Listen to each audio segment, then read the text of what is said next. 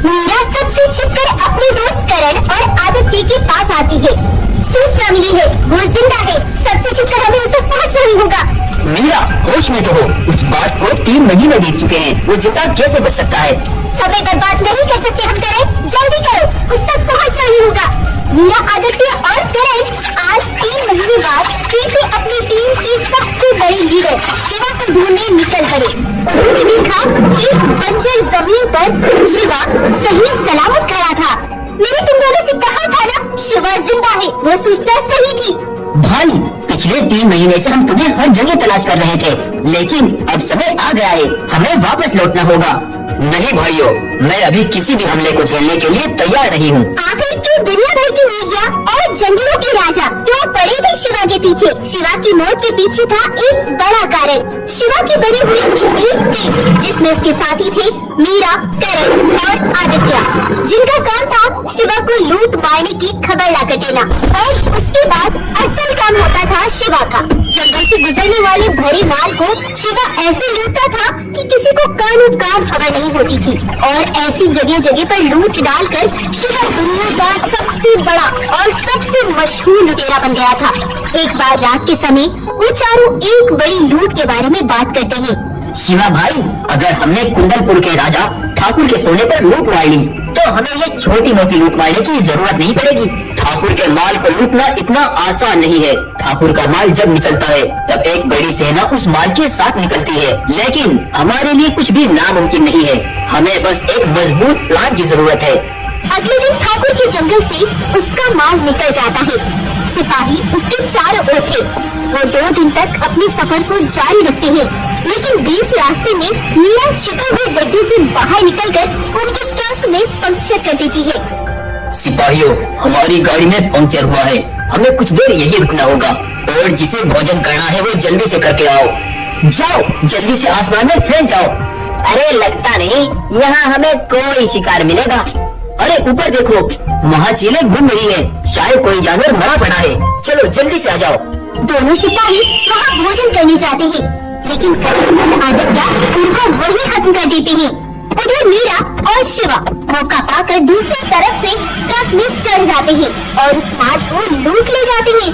अरे अरे, वो कौन है? वो हमारी दोनों ट्रक भगा ले गया, पीछा करो उनका। लेकिन शिवा और मीरा दोनों ट्रक को लेकर खुफिया जगह पर छिप गए। जब उन्होंने उन बक्सों को खोला तो वो अचंभे कर गए। उनके अंदर सोने की अशरफियाँ थी। अरे भाई शिवा, हम करोड़पति बन गए।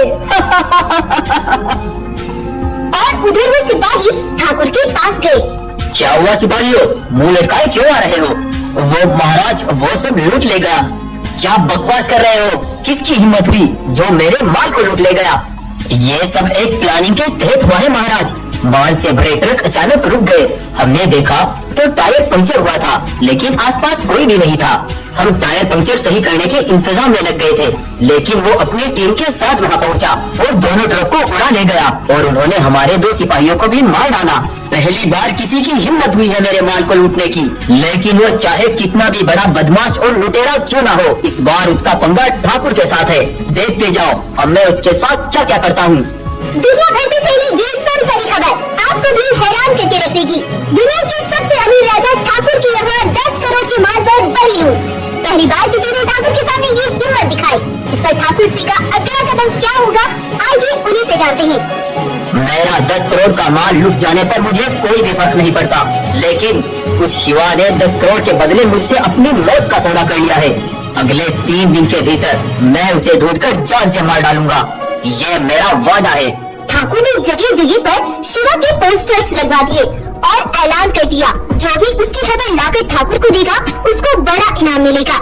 और इधर मीरा, आदित्य और करण चारों तरफ फैली इन खबरों से बहुत डर गए थे। शिवा भाई, हम इस बड़ी लूट में कामयाब तो हो गए, लेकिन दुनिया भर की मीडिया और ठाकुर के सिपाही तुम्हारे पीछे पड़े हैं। उसने जगह जगह पर तुम्हारे पोस्टर्स लगवा दिए हैं। शिवा, तुम्हें थोड़े दिनों के लिए यहाँ से कहीं और जाना होगा। शिवा, तब शिवा ने भी फैसला कर लिया था कि वो आज रात यहाँ से निकल जाएगा। रात होते हुए शिवा चुपके से वहाँ से निकल गया, लेकिन थोड़ी दूर तक चलने के बाद चारों तरफ से ठाकुर के सिपाहियों ने उसे घेर लिया।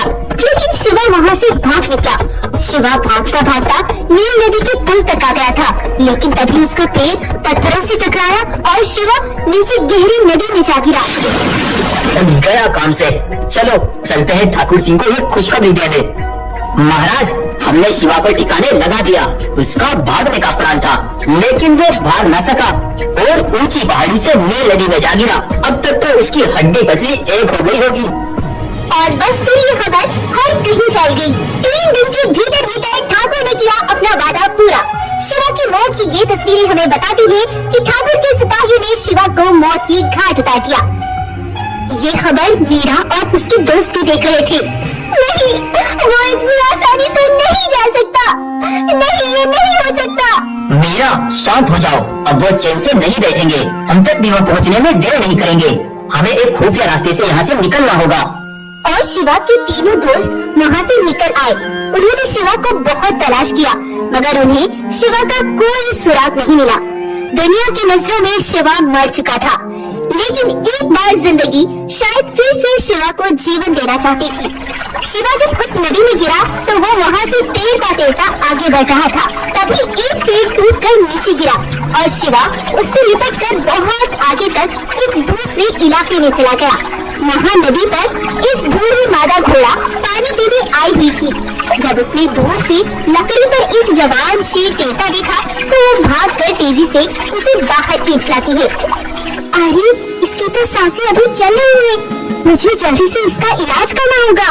और तब बूढ़ी मादा घोड़ा उसे अपनी पीठ पर डालकर अपने घर ले आती है।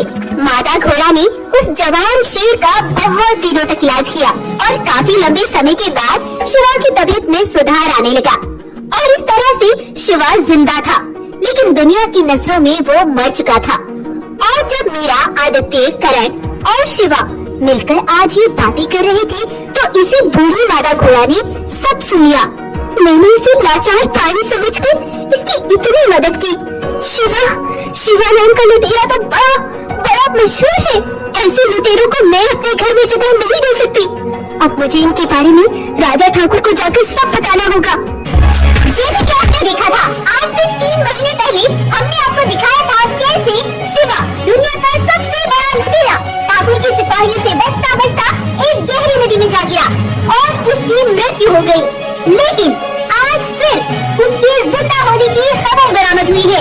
जिसने उसे देखा वो बूढ़ी मादा घोड़ा हमारे साथ मौजूद है।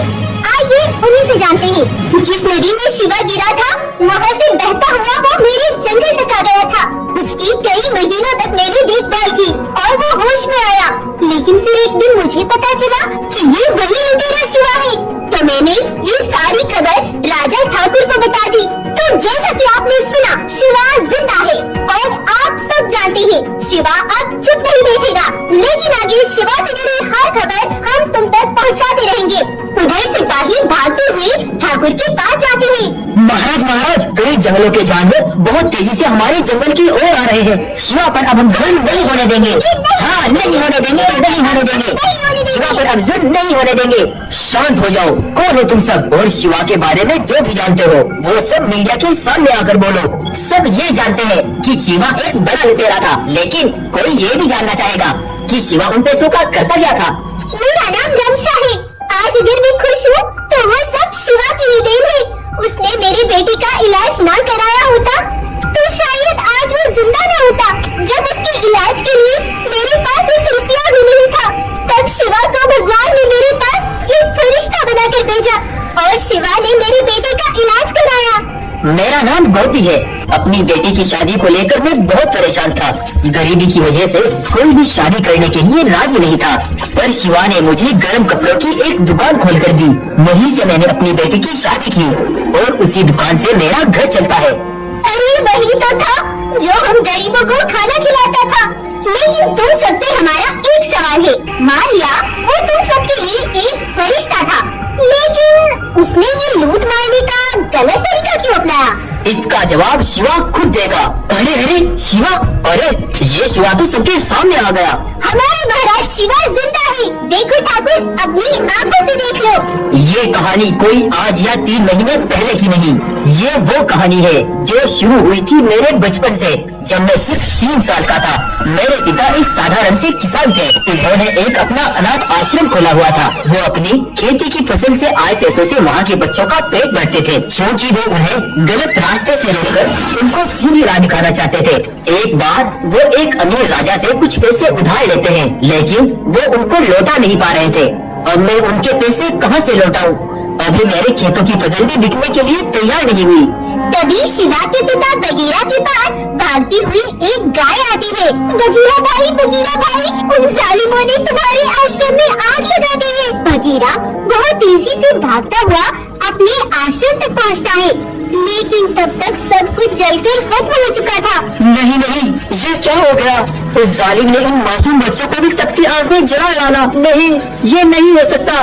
बगीरा उस राजा के पैसों को वापस नहीं लौटा पाया और उस राजा ने आश्रम और मासूम बच्चों को जलाकर राख कर दिया। मेरी वजह से ही वो सब बच्चे मारे गए। सब मेरी गलती है। अगर मैं उनको नहीं बचा पाया तो मेरा भी जीने का कोई हक नहीं है। और फिर उस काली रात बगीरा एक पेड़ से लटक कर अपनी जान दे देता है। उस रात जब पिताजी घर पर नहीं आए तो मैं बहुत परेशान हो गया और उन्हें ढूंढने निकल गया। लेकिन गुफा से थोड़ी ही दूर एक बहुत पुराना बरगद का पेड़ था, जिस पर मेरे पिताजी की लाश लटकी हुई थी। नहीं, ये आपने क्या किया पिताजी? मुझे अनाथ करके क्यों चले गए? और जब से मेरी दुनिया बदल गई थी। पूरी दुनिया में बस मेरा एक ही सहारा था, मेरे पिताजी। लेकिन उस जालिम राजा ने वो भी मुझसे छीन लिए। तब मैंने खुद से वादा किया, मैं खुद से वादा करता हूँ, मैं आपके सपनों को पूरा करूँगा, फिर उसके लिए मुझे कुछ भी करना पड़े। कोई भी गरीब अपनी गरीबी को झेलते झेलते नहीं मरेगा पिताजी। कोई भी मजलूम भूखा नहीं सोएगा। फिर कभी कोई पैसों की कमी से आत्महत्या नहीं करेगा। और तब से मैं उन्हें लूटता हूँ जिनके पास अंधाधुंध दौलत है, लेकिन उन जालिमों को अपने आसपास के गरीबी में डूबे वो जानवर दिखाई नहीं देते।